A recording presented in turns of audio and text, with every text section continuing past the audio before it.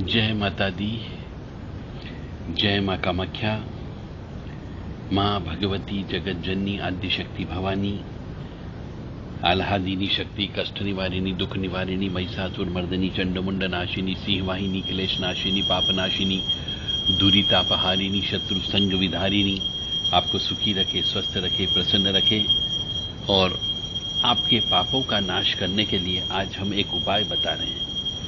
क्योंकि मनुष्य के जीवन में जब तक पाप रहते हैं उसे कष्ट भुगतना पड़ता है। अब वो कष्ट या तो स्वयं अपने ऊपर खुद ओढ़ ले या फिर ईश्वर के द्वारा कष्ट दिए जाते हैं।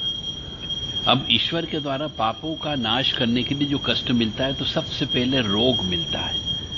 मनुष्य रात को स्वस्थ सोता है और सवेरे जब उठता है तो उसके शरीर में रोग आ जाता है। कहीं पेट में दर्द हो जाएगा, कहीं किडनी में दर्द होगा, कहीं लीवर में दर्द हो जाएगा, कहीं पर हार्ट में दर्द होने लगता है, सिर दर्द होने लगता है, कंधे में दर्द होने लगता है। तरह तरह की मतलब बीमारी देता है। जब पाप कर्म का उदय होता है तो मनुष्य को कष्ट मिलता है। पेट में दर्द होने से वो भोजन नहीं कर पाएगा, भगवान का भजन नहीं कर पाएगा। तो इसीलिए कहते हैं कि पापों का नाश करने के लिए तीर्थ यात्रा करना चाहिए, गंगा जी में स्नान करना चाहिए, पवित्र शहरों में जाना चाहिए और वहां पे जो देवी देवता बैठे हैं उनकी पूजन अर्चन करना चाहिए। अब जैसे द्वादश ज्योतिर्लिंग के बारे में कहा जाता है कि घोर पापों के नाश के लिए प्रतिदिन सुबह और शाम प्रातः यानी ब्रह्म मुहूर्त में और संध्या बेला के समय पे 12 ज्योतिर्लिंग के नाम को कंटिन्यू याद करना चाहिए। मतलब उनका 12 बार पाठ करना चाहिए। इससे पापों का नाश होता है। अन्यथा मनुष्य को भूखा रहना पड़ता है। पैसा है पर खाना नहीं खा सकता। कई बार चोरी के इल्जाम में जेल चला जाता है, पुलिस थाने चला जाता है, परेशानी पे परेशानी आती जाती है। खाना रखा पर खाना खाने की नहीं बनती है, इसे भी कष्ट कहते हैं।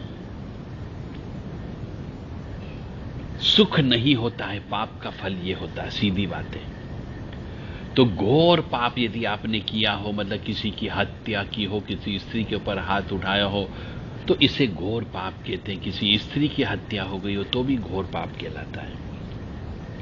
तो घोर पापों का नाश करने के लिए अब यदि किसी ने अपने मां की हत्या कर दी, किसी ने अपने पिता की हत्या कर दी, बहन की हत्या कर दी, भाई की हत्या कर दी, ये घोर पाप कहलाता है। गुरु की हत्या करना, गुरु पत्नी के साथ रमण करना, ये भयंकर पाप कर्म की उत्पत्ति कहलाता है। तो इनको नाश करने के लिए सिर्फ एकमात्र है देवादिदेव महादेव, द्वादश ज्योतिर्लिंग उनके जो हैं उनका नाम लेना चाहिए। सौराष्ट्रे सोमनाथम च श्रीशैले मल्लिकार्जुम उज्जैन्याम महाकाल ओंकारेश्वरम अमलेश्वरम परल्याम बैजनाथम च डाकिन्याम भीमशंकरम सेतु बंधे तु रामेशम नागेश दारुकवने। ये 12 नाम है। श्री सोमनाथ, श्री मल्लिकार्जुन, श्री महाकाल, श्री ओंकारेश्वर, अमलेश्वर भी कहते हैं, बैद्यनाथ, भीम शंकर, रामेश्वर, नागेश्वर और श्री विश्वनाथ। तो सौराष्ट्रे सोमनाथम च श्रीशैले मल्लिकार्जुनम, सौराष्ट्रे सोमनाथम च श्रीशैले मल्लिकार्जुनम उज्जैन्याम महाकाल ओंकारम अमलेश्वरम परल्याम बैजनाथम च डाकिन्याम भीमशंकरम सेतु बंधे तु रामेशम नागेशम दारुकवने। ये याद कर लीजिए और रोजाना सूर्यास्त के समय पे और सवेरे ब्रह्म मुहूर्त में, जब दिन और रात का मिलन होता है, दिन में भी और रात को भी, दोनों समय दिन और रात का मिलन होता है, उस समय पे आपको ये मंत्र बोलना है, यह स्तुति बोलना है, जिससे घोर से घोर पाप का भी नाश होता है। मानो या न मानो, ये शास्त्र में लिखा है, इसलिए बोल रहे हैं। और ऐसे भी हर जितने भी व्यास गद्दी पर बैठते हैं धर्म गुरु, ये भी यही कहते हैं कि परम पिता परमात्मा भोलेनाथ को याद करने से पापों का नाश होता है। तो पापों का नाश करें और सुखी समृद्ध जीवन व्यतीत करें। परंतु नियम यही है ब्रह्म मुहूर्त में दिन और रात के मिलन के समय पे आपको जप करना है, और शाम को भी दिन और रात के मिलन के समय पे जप करना है।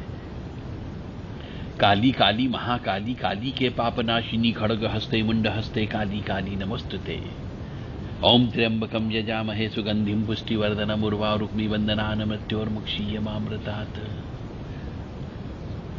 ह्रीं ह्रीं ओम नमः शिवाय, ह्रीं ओम ह्रीं ह्रीं ओम नमः शिवाय, ह्रीं ओम ह्रीं ह्रीं ओम नमः शिवाय, ह्रीं ओम।